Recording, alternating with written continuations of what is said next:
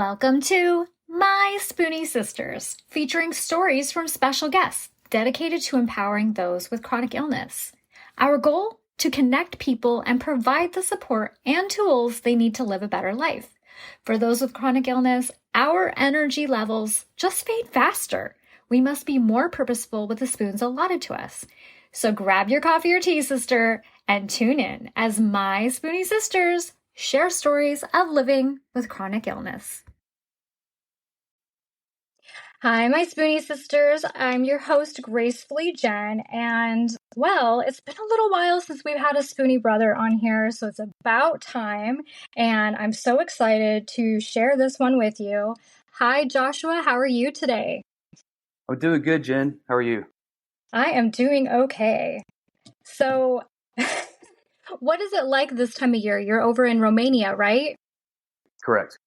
What's the weather like over there? You know, I can't figure the weather out. It could be right now. It's kind of in the in-between phase. It's sunny one day and moderate temperatures, and then it's very cloudy and rainy the next day. So it's in a transition phase, I'd say. Oh wow. Okay, so we're gonna definitely have to circle back to that because I'm gonna definitely get sidetracked if I talk about that much longer. But so you have some health conditions that we're going to dive into. Do you want to tell us a little bit about yourself? Absolutely. So I served 10 years in the Army, and I was recently medically retired due to the autoimmune diseases that I contracted recently over the past 2 years or so. And but yeah, I have 2 tours in the Middle East. I've been to numerous assignments. The last of which was at Joint Base. I medically retired out of there, and then I took this job here in Romania just a little over a month ago. Okay, so what kind of autoimmune conditions do you have going on? So I have multiple. I would say the big two. The biggest of which is Myasthenia Gravis, or MG for short. The next most significant one would be small fiber neuropathy, and then I also have like Hashimoto's, and I was also diagnosed with fibromyalgia, but that turned out to be a misdiagnosis. Although I still meet the criteria for it, it turned out to be not fibromyalgia. That was one of the first things I was diagnosed with, but it turns out it was more severe than that. Okay, so you said this kind of started about 2 years ago? It was May of 2021 when I noticed my first purely neurological symptom. I had some stuff happen several months before that, or not several, about a few months before that, and it could be linked to what ended up developing into myasthenia gravis and small fiber neuropathy. But my first purely neurological symptom was May of 2021. I had just moved to Washington State. From Fort Bragg, North Carolina, and then I started to enjoy Washington State, and then I couldn't enjoy it because I had these symptoms pop up. And basically, what it was I started getting a random occipital nerve pain that would just come and go, very very rarely at first, and then over 2-3 weeks or so, it just started to become more common and more severe. Ended up getting seen just for that, but then it's quickly snowballed into migraines, which I had never experienced migraines before. Just chronic fatigue, and then muscle spasms, numbness in certain areas of my body, and it just spiraled into, I would say, over the next 2 or 3 months, every week I would experience anywhere from 1 to 3 new symptoms. I started to have it just seemed like all my functions in my body just started going out of whack, just going haywire. But yeah, I would say within 2 to 3 months, I was experiencing most of the symptoms that I am currently experiencing with the multiple autoimmune diseases that I have. Oh, wow. So were you familiar with any of these conditions before this started happening? No, the only one that I was familiar with was Hashimoto's, and that sort of runs in my family, so that one's not really a surprise. But I had no idea what myasthenia gravis was, and I was the type of guy that, there's something wrong, I'm going to research it and try to figure it out and fix it. No matter what the doctors say. So I did Google my symptoms, even though they say not to do that. And myasthenia gravis wasn't even something that I had heard of, even after constantly Googling my symptoms, basically until the neurologist I was seeing thought it could be a possibility. And then I realized what it was. Same thing with small fiber neuropathy. That one had to be explained to me once I was diagnosed with it. Okay, so can we circle back? Can you kind of explain what they are exactly? Absolutely. So myasthenia gravis is a autoimmune disease that affects the neuromuscular junction. The neuromuscular junction. So it attacks that junction to where the signals from the nerve, where that nerve connects to the muscle, it just doesn't reach the muscle because that part is it doesn't connect, or it's eaten away. That's my knowledge of it. And so my muscles weren't firing off properly, and that the symptoms I was getting from that. Well, there's a lot of symptoms, but it causes muscle spasms. The numbness was more from small fiber neuropathy, which I'll get into that. But the muscle spasms, the pain, the fatigue, and because my muscles were firing off irregularly, it would cause neck pain, back pain. I started having to go to the chiropractor because it just sort of was pulling things out of alignment. And I also severe soreness, soreness, for example, I could go to the gym and just do 30 minutes on the elliptical, which should be no problem for me. But then I would have to take the next 3 days off, and I wouldn't even want to get out of the bed the next day. Waking up and getting out of bed became very hard. Just that simple task. That's something that myasthenia gravis causes. And then, that feeling that you get whenever your muscles are about to cramp, but it's not quite a cramp yet. Oof. Just that all over my body. That's what I was feeling. And so exertion was very hard. If I overexerted, I would feel that. And then even when I wasn't exerting, I would get muscle spasms and it'd start, going crazy. So, yeah, and, before my diagnosis, I had no idea what was going on. And, so I was kind of freaking out about that. But as far as the small fiber neuropathy, what that is also an autoimmune disease that affects the microscopic nerves. So that's what small fiber nerves are, the microscopic nerves. You have the big nerves, which are not microscopic, and then you have the small nerves, the small fiber nerves that are like the microscopic nerves. And the microscopic nerves, they control all the autonomic systems in the body. So your heartbeat, your digestive tract, things like that, as well as your ability to feel things, like distinguish from hot and cold.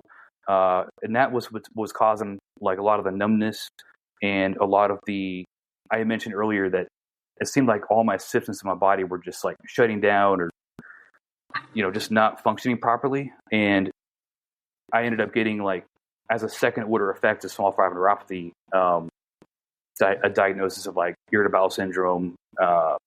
Sometimes my bowels want to work and sometimes I don't.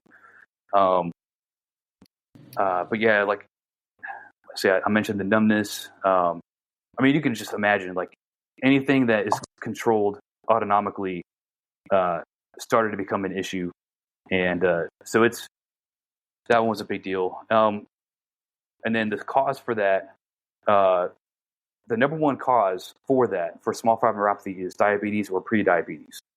And I was tested for that, and I don't have that. So the cause of my small fiber neuropathy is still unknown. But if most people, if they are diagnosed with small fiber neuropathy, the next step is let's look at diabetes because that's the most likely.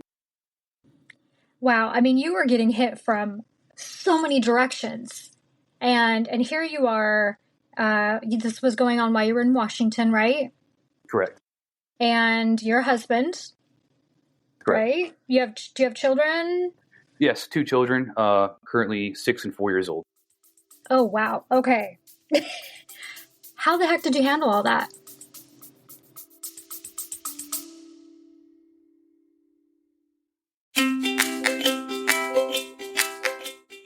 Calling all Spoonies. As a host of a chronic illness podcast, nothing lights up my day more than hearing from you, our incredible listeners. Whether it's a topic close to your heart that you want us to uncover, or you are keen to show your own journey as a guest on our show, your voice matters. Living with chronic illness can often feel isolating, but through the power of podcasting, we can come together as a community to uplift, educate, and inspire one another. Your stories, insights, and questions drive the conversations we have and the topics we explore. So if there's something on your mind, a story that you are just itching to share, or a guest you'd love to hear from, don't hesitate to reach out. Your voice is not only welcomed here, but celebrated. Let's continue to amplify the voices of those living with chronic illnesses and create a space where everyone feels heard, supported, and empowered. Together, we are stronger.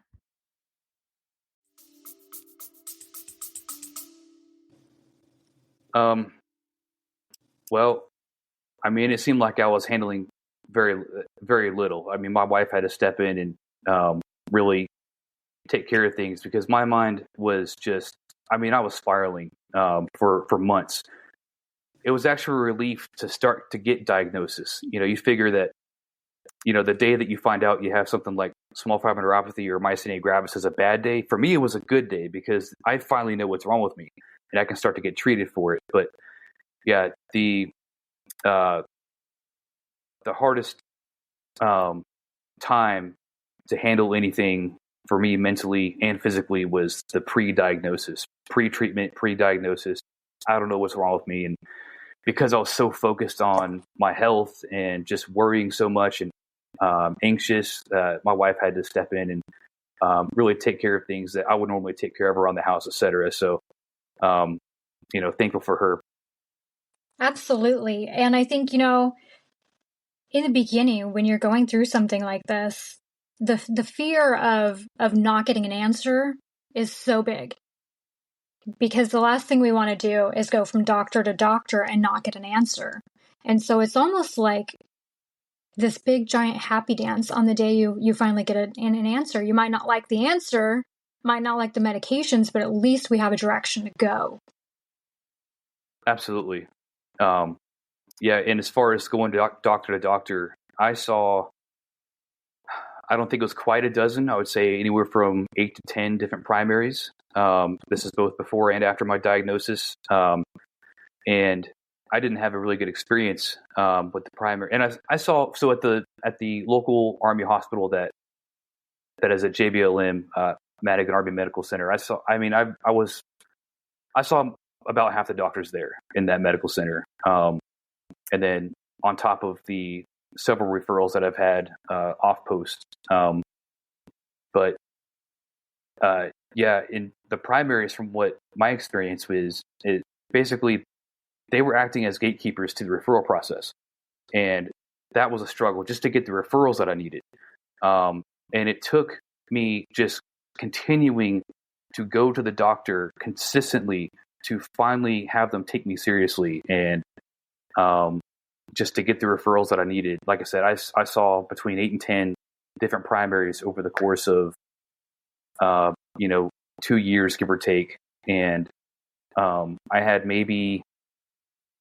I had one that finally took me seriously, and she wasn't even the most knowledgeable provider. She was a nurse practitioner, and but like I'll take a primary doctor or nurse practitioner or whatever primary care provider that isn't the most knowledgeable, but if they are willing to care and to help and give me the referrals that I need, then that's a welcome provider.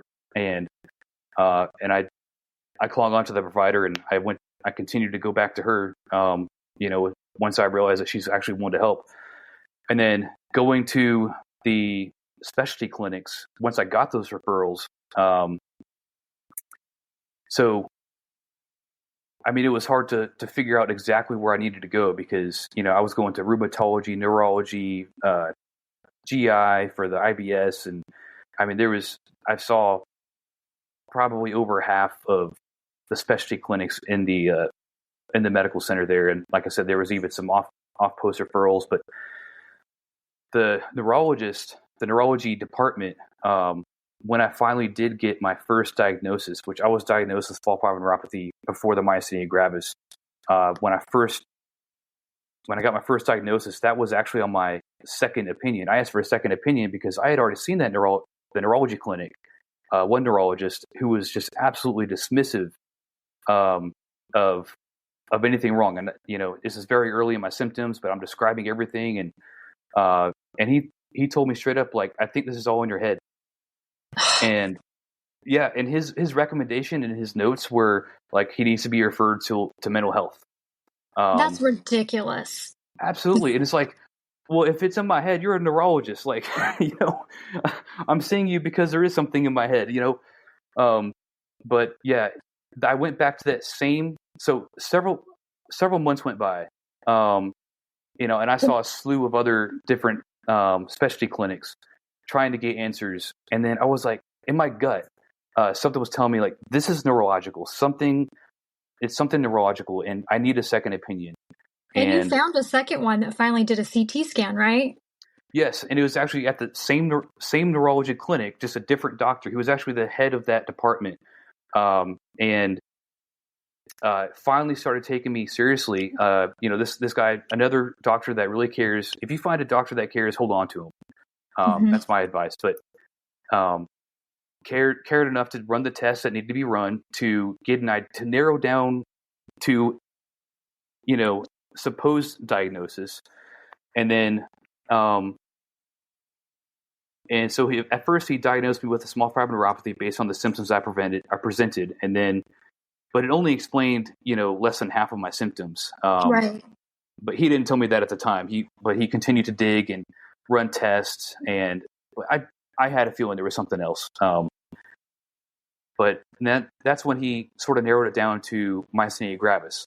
We ran a test. It's called a single fiber nerve study, where they stick a very thin needle into like the top of your forehead, and just they have to get like 20 pairs of. They listen to your nerves and your muscles with a machine, and basically you have to get 20 pairs to really do the study. And then so he spent like a couple hours after that, like just crunching the numbers, and it's all numbers based. And basically, if you're a certain number within a certain range, then you're within tolerance or normal. And then if you're out of that, then you're abnormal and you have a neuromuscular junction disease. And so I was abnormal. I was actually severely abnormal. I was started on a medication called Mesinon, which it helps to suppress the symptoms, but it doesn't solve anything. It just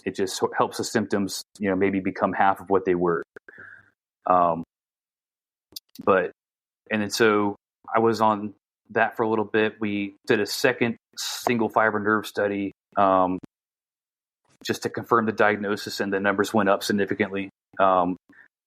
So after that is whenever he ordered the CT scan of my thymus, and he wanted to see if my thymus was enlarged. And the reason behind that is, so they don't know scientifically exactly how the thymus is related to myasthenia gravis, but they know that if you have myasthenia gravis and you have an enlarged thymus, removing that enlarged thymus in most cases helps to varying degrees to get rid of the to either suppress or get rid of the symptoms of myasthenia gravis. So turns out, so I got the CT scan. Turns out I had an enlarged thymus, and at my age, you're not even supposed to see it on a CT scan. Mine was 2 by 3 centimeters. Wow.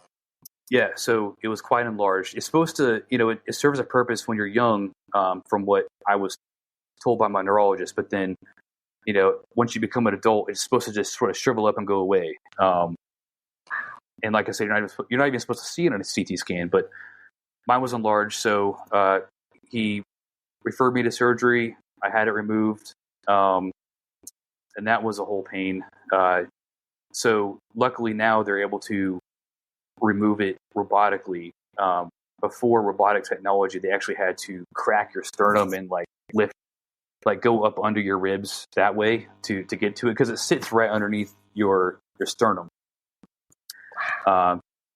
So it's a cardiothoracic surgery. But yeah, it took me about 2 months to recover from that fully. But then once I finally recovered from that surgery, I did notice that my symptoms were not as bad. Like, I don't know, just one day I was like, it's been a while since I felt this pain, or severe pain. And so about a few months after the surgery, about 4 months after the surgery, my neurologist basically does the same study, the single fiber nerve study on me, and my numbers significantly improved. And they weren't normal. They were still in the abnormal range, but they significantly improved. And it's to the point where I no longer have to take the methadone medication on the daily. It's an as-needed basis right now. That's fabulous. Yeah, absolutely. So I'll say this. That's why it's important to keep pushing. If you're not satisfied with what the doctors are telling you, if you think that in your gut that there's still something there that needs to be diagnosed or treated, then keep pushing, because I did. And it turns out, not only did they find something, they found there was a solution that exists for it. And it made me a lot better. Not normal, but a lot better. So one of my next questions is to talk to you about your treatment plan, but we've kind of gone over that a little bit. But it looks like from what I'm reading, so the SFN, there's not really a treatment plan for that. Well, you have to find out what the underlying cause of the small fiber neuropathy is before you can get treated. Like I said, in most cases, that's diabetes. So you treat the diabetes, and you're also treating the small fiber neuropathy as sort of a second order effect of that.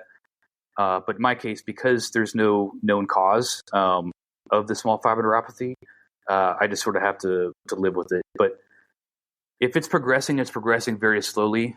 So it's, I'm able to do my job and everything without really having to worry about it. But, and like I mentioned, the weather is starting to change here in Romania, because the weather is changing and it's getting colder now. And that's one of the things about small fiber neuropathy is your sensitivity to heat and cold is different. I'm a lot more. I used to love the cold, and now I'm a lot more sensitive to the cold.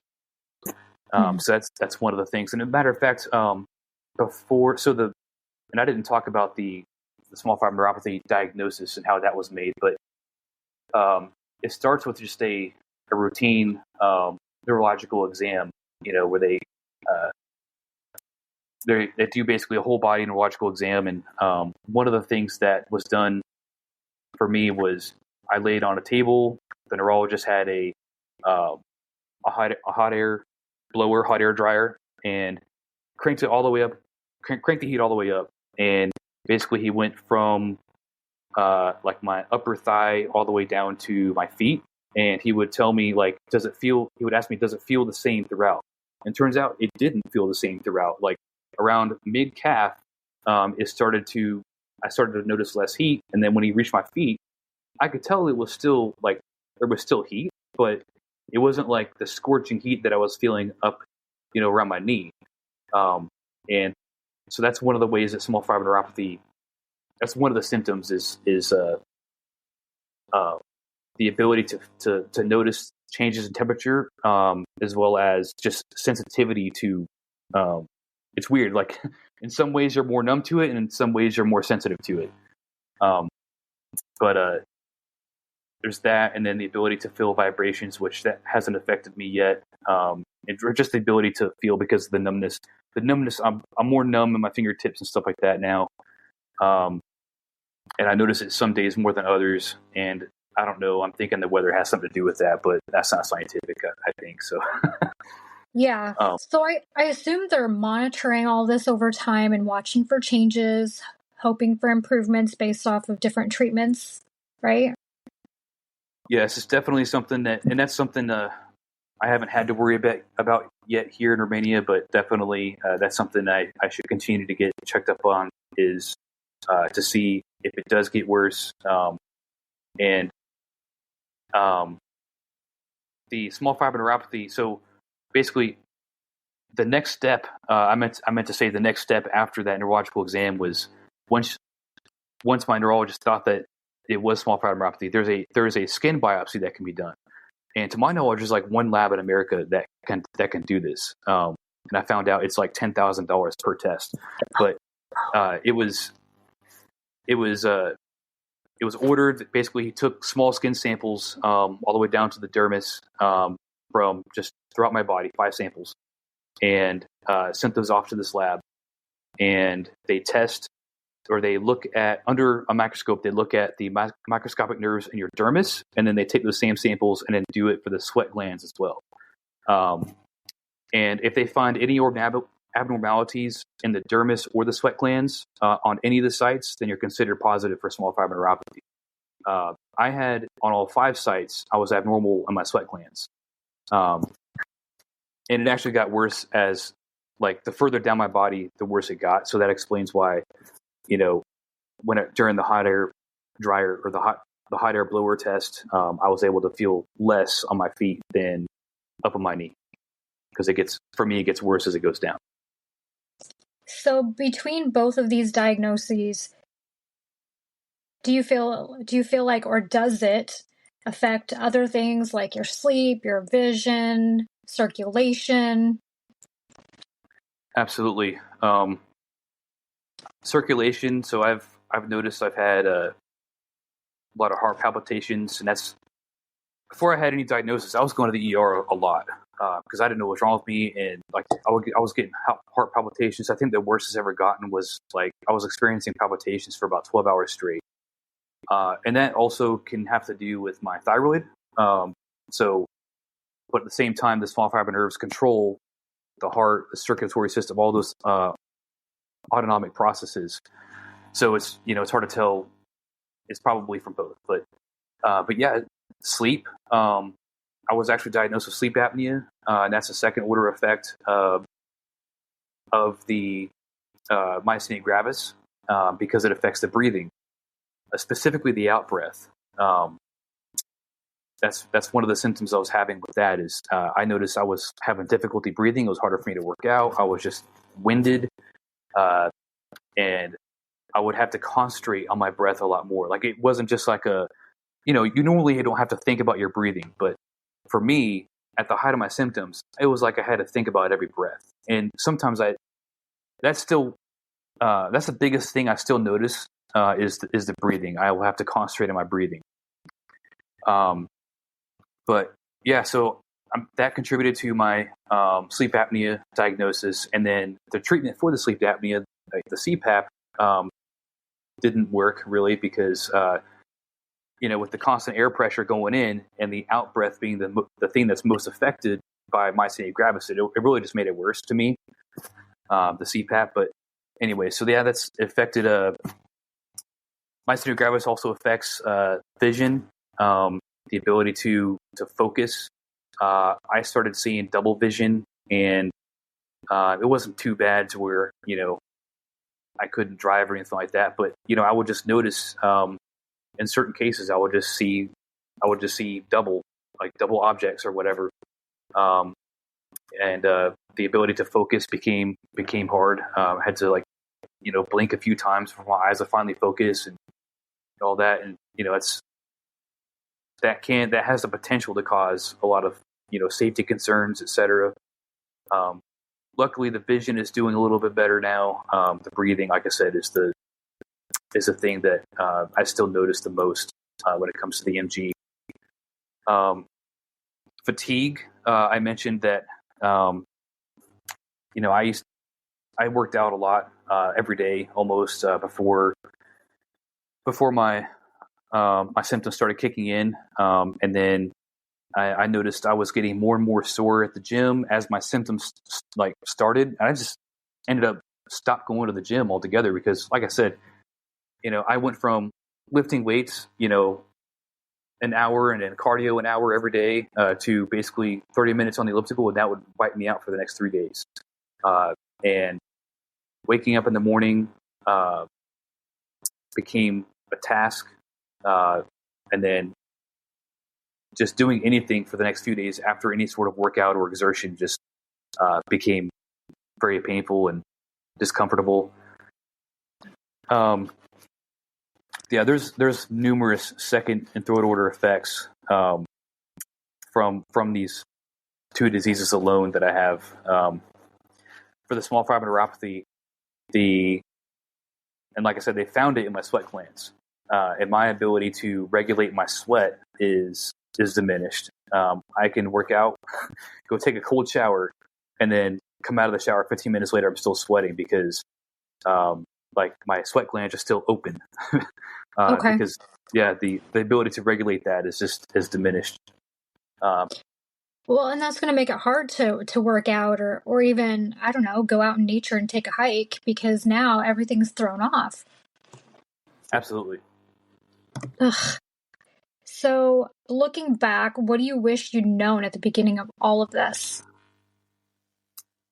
Well, I wish that I took care of myself more and that I understood the importance of taking care of myself.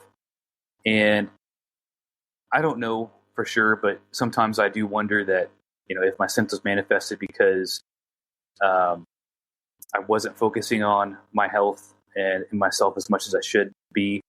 As a leader in the Army, I've just kind of had a tendency to put myself last and to take care of everyone else's needs first. And by the time that's done, I'm out of energy and I didn't have time to take care of myself. And, but you really do have to prioritize yourself. And that's something that, looking back, I wish and like I said, I don't know if it would have made a difference, but taking care of yourself is important. And I was forced to start taking care of myself better once I started to get these, my symptoms. And I don't know, sometimes I just wonder, was this my body's way of telling me, hey, you've done enough, you need to take care of your body. It's time to take care of yourself. Yeah, absolutely. And I think, especially, you nailed it right there. Being a leader in the Army, your priority is not typically your health, right? Your priority is whatever task, whatever mission, whatever project you're working on, that's your priority. Yeah, my health was hardly a thought. Matter of fact, I knew I had thyroid problems. Well, I suspected I did. I had one test done because I saw, this is a couple years before my chronic symptoms started. I had my thyroid tested and it was just out of normal range, and I was put on medication for a week, and then it was back with the normal range. But then I stopped the medication. I moved to a different unit. I immediately deployed, and then it just wasn't even a thought. And I should have followed up to make sure that I was still within normal range much sooner. I waited until all my symptoms started to think about testing my thyroid again. So that's just one example of something I could have done better had I been thinking of myself and my health instead of the mission, the tasks, and all that. Okay, so before all of this happened, were you familiar with the spoon theory? It's something that I recently came across, and I'm still learning about it, but I understand conceptually what it is. Okay, so as far as your Spoonie toolkit, what are 5 things that are super important for yours? Number one, I'm going to say a journal, and this is really more for the mental health aspect and keeping a positive outlook. And this is what I do now. I wasn't doing this when I was, at the height of my symptoms, but I wish I had started earlier. And I write down 3 things in my journal every day. I write down affirmations, gratitude, and I log my wins. No matter how small or big, I log my wins. So that's the first thing. The second thing, I'm going to say, and I'm not just saying this because I'm on a podcast, but I'm going to say podcasts. In general, podcasts keep you sharp, and they keep your mind occupied when you are experiencing symptoms. And in podcasts like yours, definitely, it helps that you're not the only one, and that there's others out there. What's your favorite kind of podcast? Right now, kind of on a self-improvement streak. So that's anything to do with mindset, and anything like that is really what I enjoy right now when it comes to podcasts. Do you have one you'd recommend? Yeah, I would say Coffee with Scott Adams. Scott Adams is the Dilbert the Dilbert guy, but he talks about a lot of interesting stuff. It's and then obviously I am now a regular listener of this podcast. So I would certainly recommend this one. Well, thank you. Okay, so we've got 2 answers from you, and I keep interjecting and asking more. So what's the third one on your Spoonie toolkit? The third one would be chiropractor, regular chiropractor visits. That has certainly helped me. I always feel better leaving the chiropractor. And like I said, with the myasthenia gravis, my muscles aren't firing off properly, and so things come out of alignment, and just getting those adjustments gets everything back in alignment, and just takes away a lot of the discomfort and the pain. It's definitely important. I agree. The fourth one is just movement in general, and it doesn't necessarily have to be exercise. But I know for me, if I sit around for a prolonged period of time, I start hurting. So it doesn't have to be exercise, but just movement. That's my number 4, and I think that goes with pretty much all autoimmune diseases. You have to move. You have to keep your body moving. Number 5, number 5 would be breathing exercises. And not only does it help focus on my breathing because of the breathing issues that are caused by myasthenia gravis, but it also helps with anxiety. And I was formally diagnosed with anxiety, and as I was going through all this, but breathing exercises that actually helps regulate or lower your heart rate and activate the parasympathetic nervous system. It really, some people think of anxiety as like, oh, it's just a mental thing. It's all in your head. No, it actually has physical effects. It raises your heart rate. It activates the sympathetic nervous system, which is your fight or flight. And whenever you have fight or flight for too long, it causes cortisol to really be released in your body. And that in and of itself, the heightened cortisol levels can create diseases. So it's really important to, if you're experiencing anxiety, to control that. And so breathing exercises are one of the things that really help me to control my anxiety. Absolutely agree with that one. It's a huge one, actually. Okay, so I see you have a bonus one on here. You have a hobby on here. Yes, just a hobby, period. And maybe that is listening to podcasts or journaling, but you just need a hobby to stay engaged, keep your mind off of your anxiety and off of everything that you're worrying about when it comes to your autoimmune disease and your symptoms. And you just need a release, a hobby. That's my bonus. I can't agree with you more. I think it's important to have something to refocus on, because the more we focus on what's going on with us, the more it's going to stress us out, the more it's going to create more anxious thoughts. And so we need to be kind of brought back down to earth a little bit. Absolutely. So staying positive, how do you maintain that positive outlook despite everything that you face? Well, I am very positive now because I know I intensely attacked the issues with the doctors. I was very much advocating for myself before and after I got my diagnosis. So both in getting the diagnosis and the treatment for once I did get my diagnosis. And that, like, once I was diagnosed with myasthenia gravis, I was satisfied with that. Like, this explains my symptoms. The rest of my symptoms that weren't explained, this explains it, and that put my mind at peace. It's like, yes, I have this disease, but it put my mind at peace. So that really helped me to stay positive. Is like, I know that, like, I did everything I could, and that had the intended result. So that's number one. Is I don't know, me.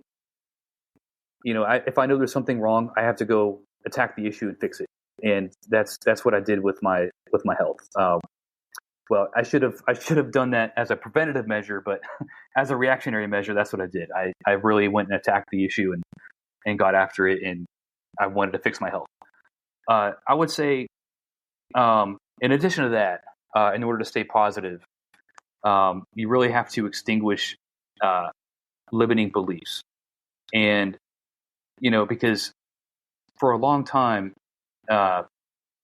before and after my diagnosis, I thought in terms of, I can't do this anymore because I have multiple autoimmune diseases. Instead, you have to maintain the mindset of, I can do this if I manage it properly.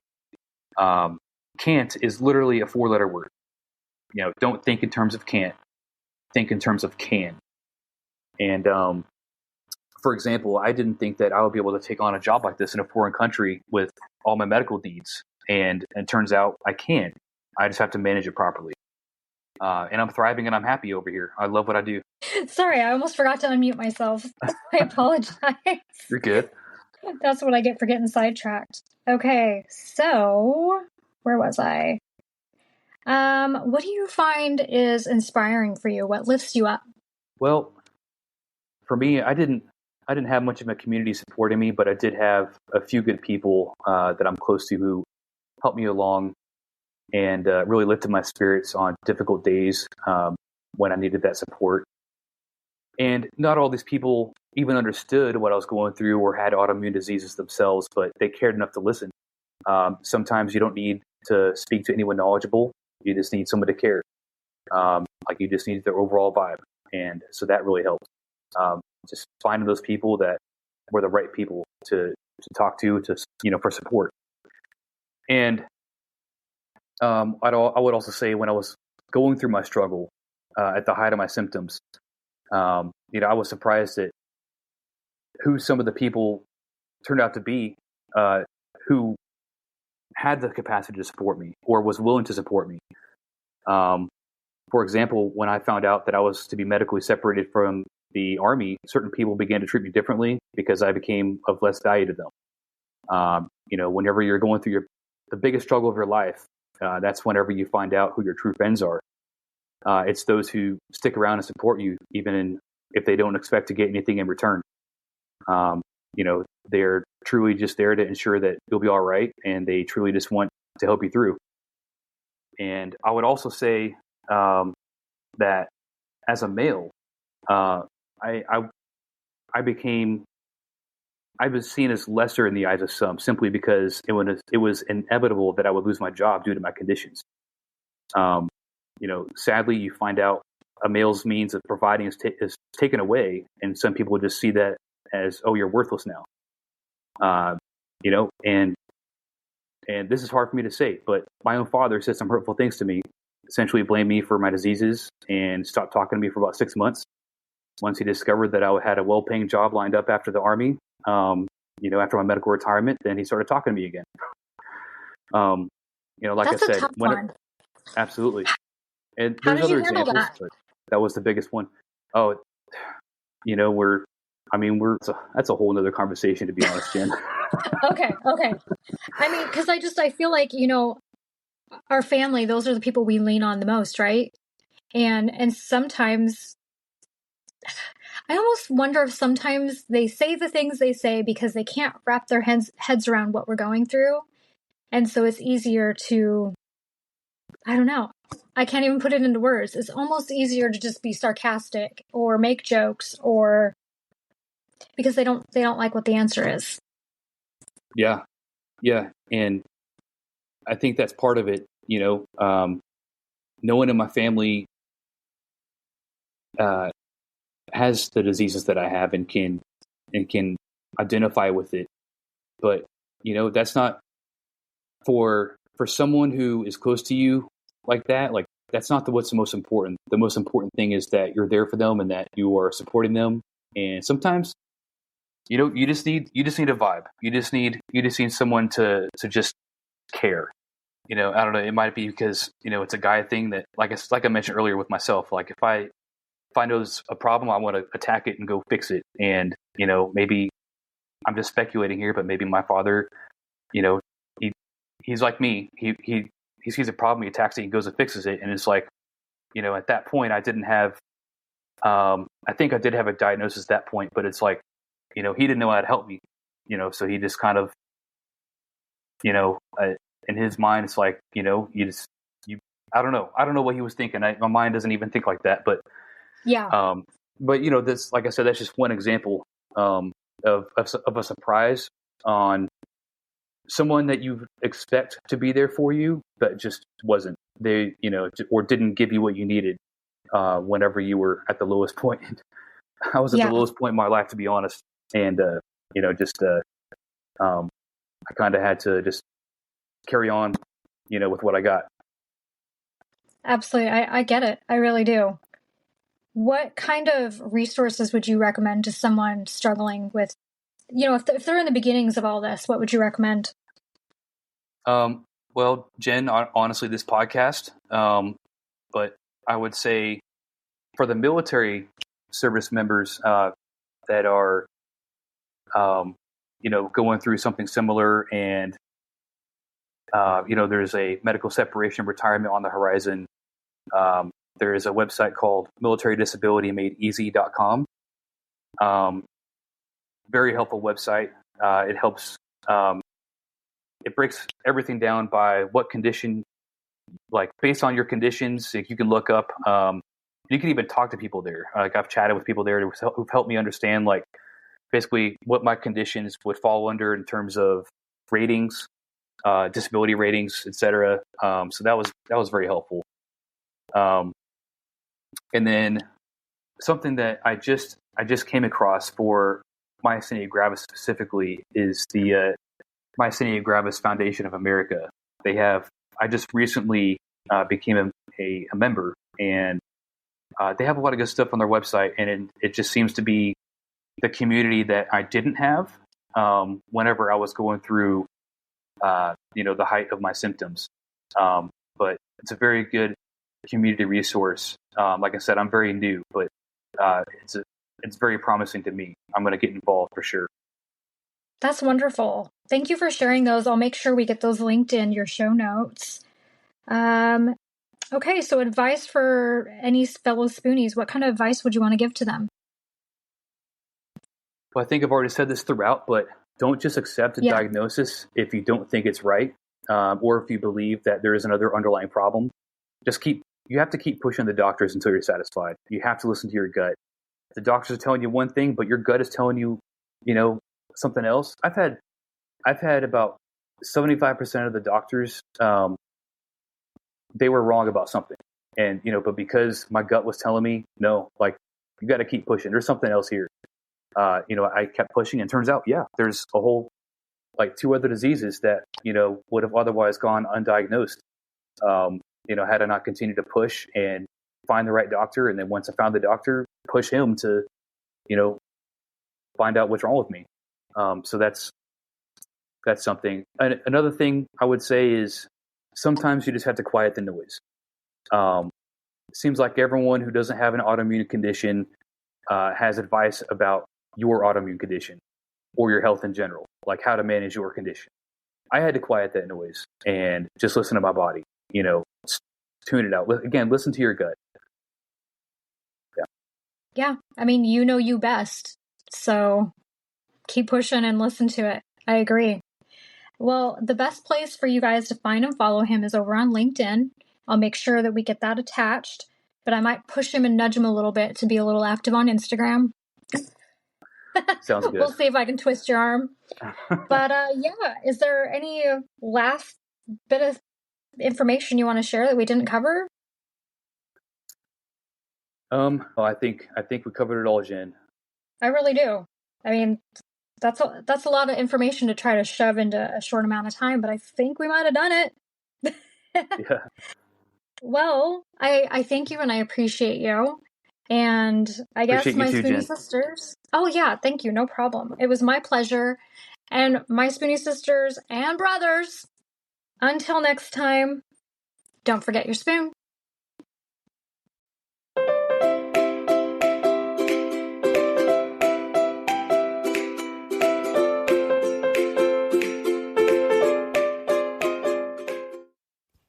information, opinions, and recommendations presented in this podcast are for general information only. Consult your own physician for any medical issues that you may be having. The information should not be taken as a replacement for medical, clinical, professional advice, diagnoses, or medical intervention. My Spoonie Sisters and guests will not be held liable for any of the consequences of such action or inaction. Trigger warning. Some episodes may cover sensitive topics including, but not limited to, suicide, abuse, mental illness, and chronic disease. You are advised to refrain from listening if you are likely to be offended or adversely impacted by any of these topics. None of the guests or hosts will be responsible for your use of the information contained therein. Life is not merely to be alive, but to be well. Living a life with a chronic illness is best described with one word: unpredictable. Be Well's products are designed to make the unpredictable easier to deal with. Back when I was getting my infusions, I would have loved to have their adult zip hoodie. They even have one in pink. They also have everything from one-day pill holders to urgency buckets. So remember, they want to make your life a little easier. So be sure to check out Be Well.